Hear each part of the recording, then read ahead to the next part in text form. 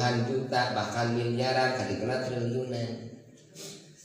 Ridho lamun ngantunkeun ibu di amanat ka dieu ka Pak Ustad teh, Pak Ustad abdi mah nya atos teh keur seueur ieu teh aya meureun 5 triliun mah mungkin bae da ngalamun mah kagok keur mah ngalamun saeutik teh 5 triliun mah aya sak atos teh abdi teh di bank teh naon engke abdi lamun ngantunkeun pandoakeun ka Pak Ustad mugi ditampi artos 5 triliun. Bias gitu bias. Entong abdi mah alim ditampi iman dan Islam nama. Abdi mah yang ditampi artos 5 triliun teh. Bias itu. Mendingan ditampi iman Islam atau di atas 5 triliun. Oh berarti iman Islam teh langkung berharga di badan atas 5 triliun. Ibu yang pun tak hadinya. Ibu gaduh caroge enjing teh hees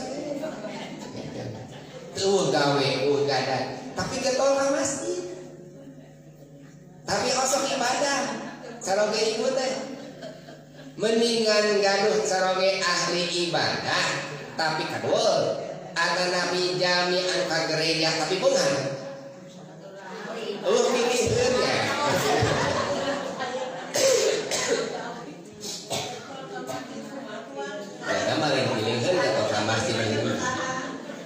Jadi lamun urang banding-banding ibu gaduh caroge minimal soleh lah.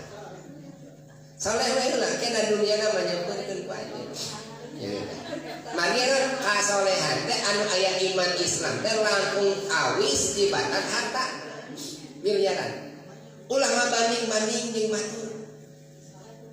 Da abdi teh mun teu ka maneh teh loba keneh hansip ge anu resepkeun ka maneh. Mun tinggal kitu nya eta. Jadi hanya kawin di sing bapana baheula mun bogo ka amat geus jadi tentara geus jadi jenderal ulah kantang tuh itu mah boga iman jeung Islam mana hargana iman jeung Islam dibanding jeung hargana harta jauh melamun nawi lamun ibu gaduh caroge iman Islamna aya keneh soleh nu jangan merang jalmina cing syukur sabab eta teh harga nu pagawisna. Waduh tadi.